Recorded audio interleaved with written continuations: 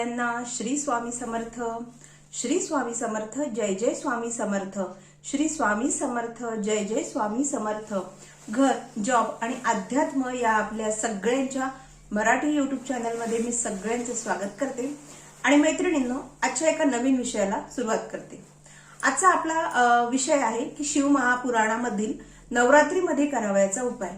आणि हा उपाय त्यांनीच करायचा आहे की जे खूप आजारी असतात, त्यांना दवाखान्याशिवाय अजिबात जमत नाही, त्यांचं सतत काही ना काही दुखत राहतं, नेमके कारण कळत नाही की काय दुखतं आहे, इलाज पण सुरू आहे पण त्या इलाजाचा काही फायदा होत नाही आहे.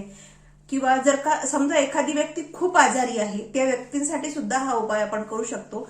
त्या व्यक्तींकडनं जमत नसेल तर तुम्ही दुसऱ्या घरातली जी इतर व्यक्ती आहे त्यांनी केला तरी चालेल. पण हा उपाय आपल्याला फक्त आणि फक्त आजारी आणि आजारपणासाठीच आपल्याला हा उपाय करायचा आहे. तर उपाय काय करायचा आहे हे बघून घेऊया.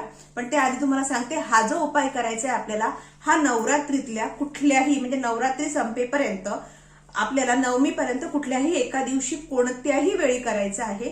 हा शिव महापुराणातील उपाय आहे. हा आपण आता बघून घेऊया की आपल्याला करायचं काय आहे.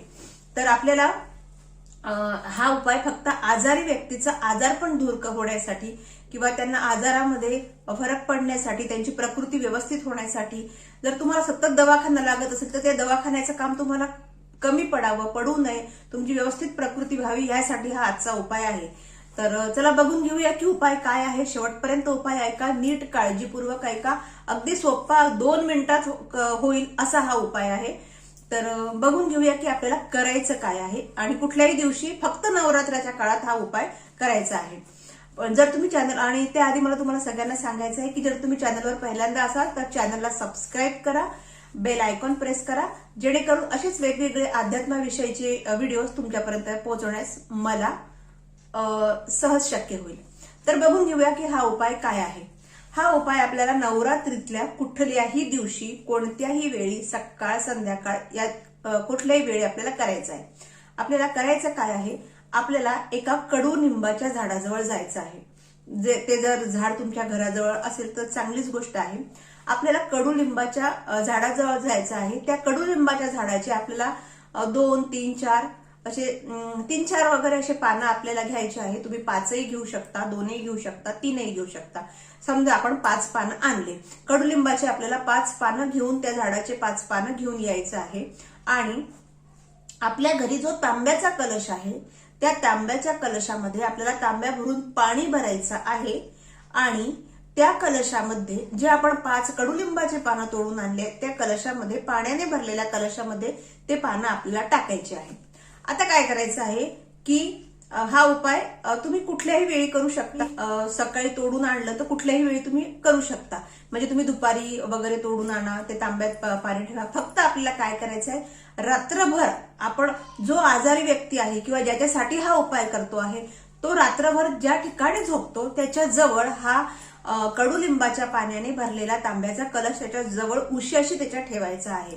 तुम्ही दिवसभरातून ते पानं तोडून आणून त्या तांब्यात ठेवले तरी चालेल, पण फक्त रात्री झोपताना तो तांब्याचा तांब्या, ज्यात आपण 5 कडुनिंबाचे पाने आणि पाणी टाकलं आहे, आजारी व्यक्तीच्या जवळ उशाशी ठेवून त्याला झोपवायचं आहे, त्याच्या जवळ ठेवायचं आहे. आणि सकाळी उठल्या दुसऱ्या दिवशी अगदी सकाळी उठल्या त्या आजारी व्यक्तीच्या हातात, किंवा जर आपण स्वतः असेल तर आपण, म्हणजे जो कोणी, फक्त हे आपल्या आजारी व्यक्तीसाठी हा उपाय आहे, त्या आजारी व्यक्तीच्या हातात आपल्याला बेलाचं पान द्यायचं आहे. आणि ते पान महादेवांचं नाव घेऊन, म्हणजे श्री शिवाय नमस्तुभ्यम म्हणून ते पान आपल्याला त्या तांब्यामध्ये टाकायचं आहे, जो तांब्या आपण रात्री तिथे ठेवला होता कडुलिंबाच्या पानांनी युक्त. तर मग एक बेलाचं पान घेऊन त्या तांब्यात टाकायचं आहे. आणि हा तांब्या आपल्याला संपूर्ण आपल्या घरामध्ये एकदा पूर्ण फिरवून घ्यायचा आहे, जेणेकरून आपल्या घरातली काही नकारात्मक ऊर्जा असेल ती त्यात सामावल्या जाईल. आणि हा तांब्या आपल्याला, म्हणजे ज्यामध्ये आपल्याला 5 आपण कडुलिंबाचे पानं आदल्या दिवशी टाकले होते, सकाळी आपण आजारी व्यक्तीच्या हाताने बेलाचं पान टाकलं, हा तांब्या घेऊन आपल्याला ज्या झाडाचं आपण कडुलिंबाची पानं आणले होते त्या झाडाच्या जवळ जायचं आहे.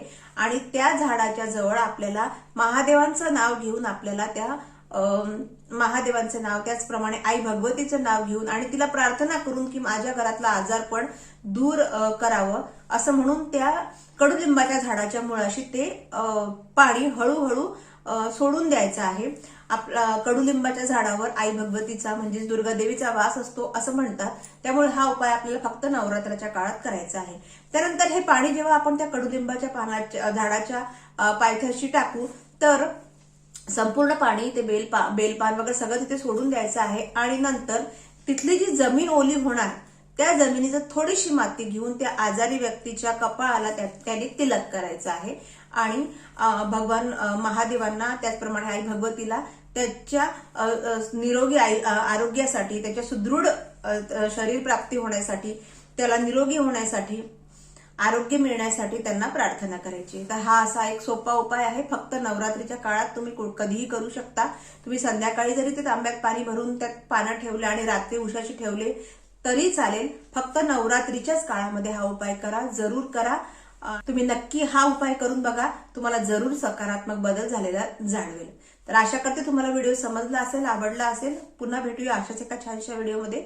तोपर्यंत सगळ्यांना श्री स्वामी समर्थ.